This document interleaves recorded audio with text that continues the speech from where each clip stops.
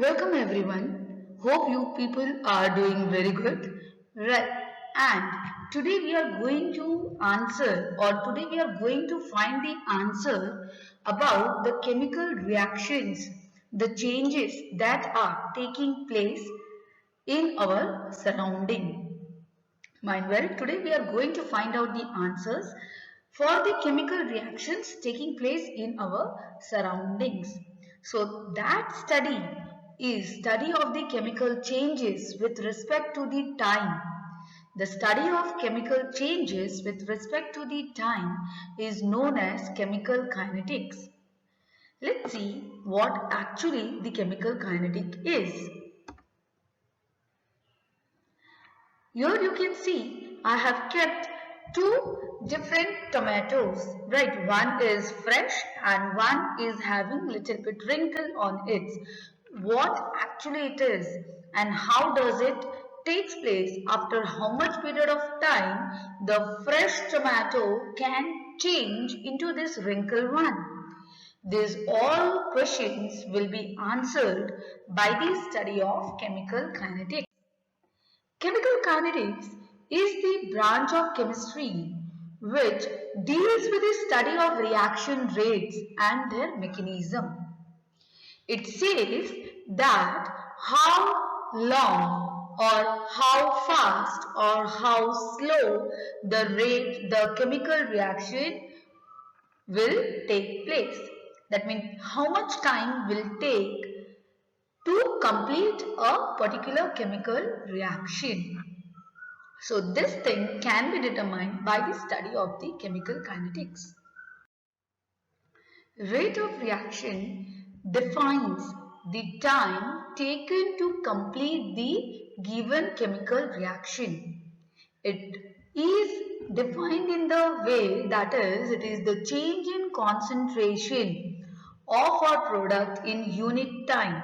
That means how much time is taken by a chemical reaction to complete from its initial state. Now, if you say a given chemical reaction is taking place on its own, or we are giving it some conditions to carry on, that is A plus B will give you C plus D. So as we are moving from forward directions to, as we are moving in the forward directions, that means from reactant to the product, the concentration of reactant decreases, whereas the concentration of the product increases, because the reactant is now utilized to give us a fruitful product. Rate of chemical reaction is equals to change in concentration of a reactant or product with respect to time. The unit of time can be second, minute and hour. So this is the formula that we utilize to calculate the rate of reaction. Rate of reaction means you are calculating the speed of reaction, that by what time the chemical reaction is taking place. You might have heard from your mother that to boil a water, okay, or to melt and to restrict the melting of ice, we sprinkle salt into it. That means we are stopping, we are acting on its rate of reaction. Either we are increasing the rate of reaction or we are lowering down the rate of reaction so that the chemical reaction do not take place. Hence, rate of reaction performs a very important role while calculating a chemical reaction, whether it will take place or at what rate will it take place or it won't take place. So for a given chemical reaction, suppose A is a reactant which is converted into B, the rate is defined as change in concentration of A. The rate is defined as change in concentration of A with respect to change in time. Now why it is minus? Because as we are moving in the forward direction, that means from reactant to product, the concentration of A decreases. Hence change in A will come negative, right? This delta is for change. Similarly, concentration of product will increase. Therefore, the change in concentration of B will be positive with respect to change in time. And right, because A decreases. Now here you can see with respect to time how the rate of reaction is associated with the time. Okay, you can check the clock at this moment how the molecules were. Then when the time changes, you can see how the changes takes place in the given molecule of conversion from A to B. Okay, the number of molecules and with respect to time. Your A is represent with the black, right? So your capital A, the reactant is represent with the black color particles, whereas B, when as time passes, you can see the more number of B is there, right? And when complete product is there, we have very few trace amount of A present in it. So with respect to time, the concentration, right, the number of molecules in A is decreasing. Why? Because it is trying to obtain the product. It is trying to obtain the product. I suppose now the rate of reactions and the concentration is clear to you. Next, when we are talking about the complex reactions, initially we talked about a very simple reactions, that is only one reactant is involved and it is getting into the product. But what if more number of reactants are there and we are obtaining a multiple products? So how we are going to define or calculate its rate? So here is a solution, that is rate is equals to minus 1 by A. Now what is this A? These A, B, C, E, F, G, these all are the coefficients, stoichiometric coefficient. The small a, b, c, e, f, g, these all are the stoichiometric coefficients in a balanced chemical reaction. Right, you might have, you have already learned it, that what is the difference between the skeletal reactions and the balanced chemical reactions. In a balanced chemical reactions, we have a particular number of moles that are actually reacting it to give us the resultant product.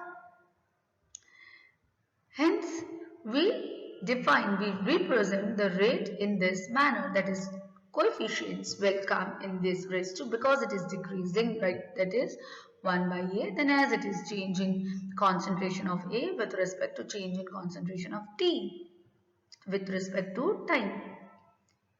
Now units of rate, this is mole, right, this is mole per liter, the concentration is measured in mole per liter.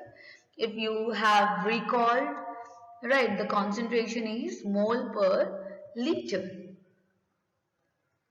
That is, concentration means number of moles per liter. Okay, and time is measured in seconds. So the unit of rate is mole per liter per seconds for gaseous reactants and products. Right, now concentration is usually expressed as partial pressure. So R is your R, real gas constant, is your atmosphere per second. How to calculate the average rate of reactions? Okay, now this is not the average, means adding two and adding the two concept, two reactants and divided by 2. We are not taking the average in that particular manner, but what is actually, we say average rate, मतलब जो कौन सा reaction एक है, अब उसका average हमारा क्या निकल रहा है. Okay, so average rate of reaction is decreasing with time as concentration of reactants decreases. Okay, so average rate of reactions जो होता है, rate of reaction मतलब overall average rate, right? So it will decrease with time as concentration of reactants decreases. Now instantaneous rate, instantaneous within that particular time, the change in the concentration of reactants or product at a given instant of time. So we need to plot this graph, concentration versus time. As you can see, concentration is decreasing as time is increased. So how we are going to calculate the instantaneous rate? Because we want two different, right? Because we need to calculate the change in concentration with respect to the time, change in time. So we will draw a tangent to it, right? This is your reaction in a curve we are obtaining. Draw a tangent. Tangent means a line that intersects, I mean that line touches a circle or a parabola, okay, at a point and it intersects. That is called a tangent. So your blue color line is your tangent, whereas red color line is showing the reaction rate. Hence, we can obtain slope, right, that is C2 minus C1 upon T2 minus T1, which will help us to calculate the instantaneous rate. Factors affecting the rate of reaction. This we have already studied in the lower grades, and even, yes, in the kitchen we are using it regularly. Right? Suppose you want to bake a cake. Right. Now, to bake a cake, we need to dissolve sugar into it to enrich with sweetening things taste. So for that, it has been suggested to use the powder form of sugar, or whenever we are using butter, to use melted form of butter. Why it is so? Thing is that by melting butter or by grinding the sugar, what we are doing, we are increasing the surface area.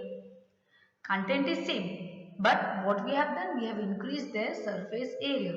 So increasing the surface area, the mixing becomes easy. That means our reaction becomes easy and faster. So this was the simple example that we are actually using in our daily life. Simple, we know about the evaporation as well. Right, if you keep a glass of water and if you just pour the same glass of water onto the floor, which water is going to evaporate faster? Obviously, the water that has been kept on the floor, because the area is more, it can directly come in the contact of the temperature and the evaporation becomes faster. So we are going to quickly look that which are the factors that affects the chemical kinetics. That is the nature of the reactant. That is one more factor, that is how the reactant should be. Whether it should be a homogeneous, whether it should be a heterogeneous, or whether it is a volatile or non-volatile. So everything depends upon the nature of reactants. Next, surface area, as I told you.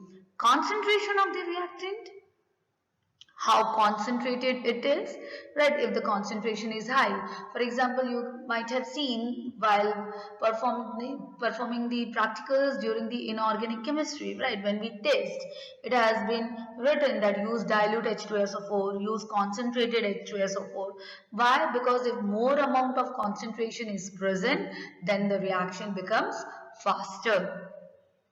Right, and in some cases it may happen if you are using more concentration, right, then what will happen? The precipitate will come and again it gets dissolved as the concentration of acid was more.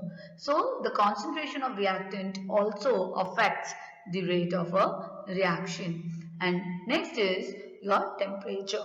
So nature of reactants, surface area of reactants, concentration of reactants and temperature. And last but not the least, it is catalyst. Right, we know catalyst do not participate in the formation of the product.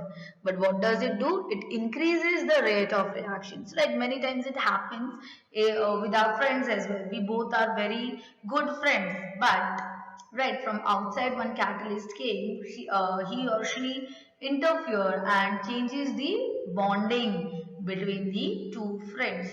It happens many a times at this age.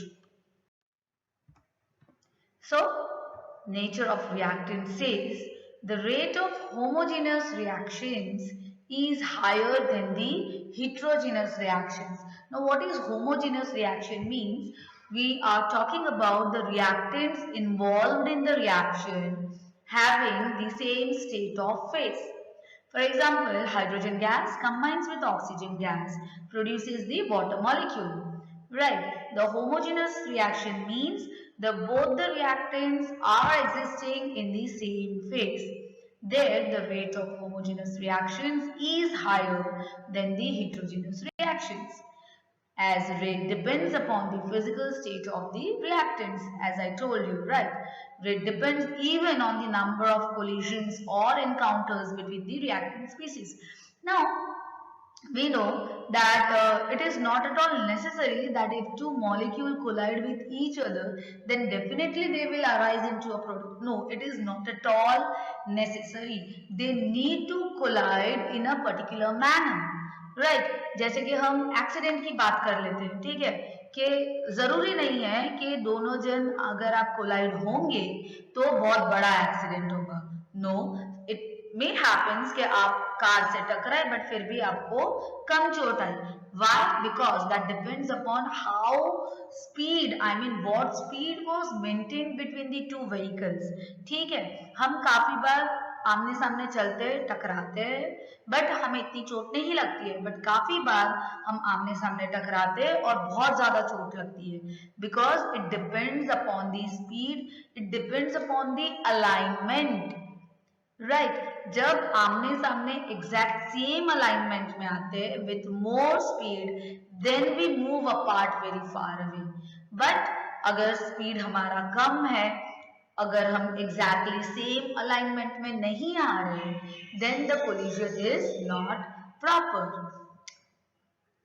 so it depends upon the number of collisions or encounters between the reacting species.